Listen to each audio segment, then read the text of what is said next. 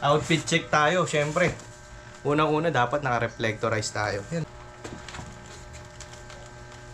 Uy, simbang gabi na naman. Outfit check tayo, syempre.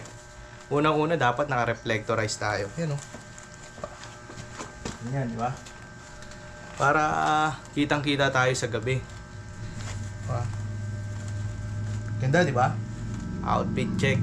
Syempre, kapag ka naka-reflectorized vest tayo and naka-uniform tayo, syempre kailangan bull cap din tayo. Ayan o.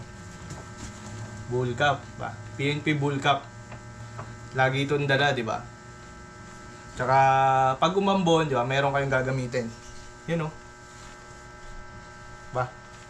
Bagay, di ba? Syempre, meron tayong baton. Yan o.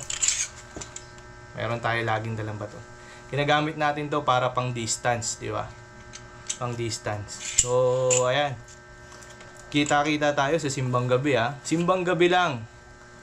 Basta lagi kayong mag-iingat. Siyempre, yung mga tumatambay dyan sa madidilim, lalo na kapag kauwian na, nasa dilim pa, ayan. Meron tayong baong flashlight. Ba?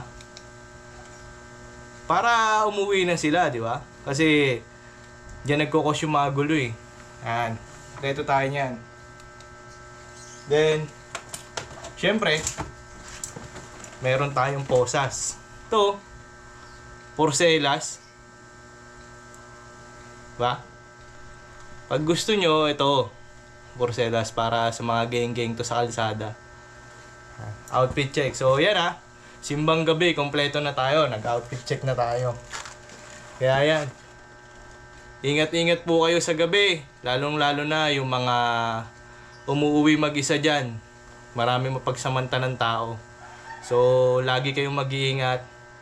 Keep safe and God bless.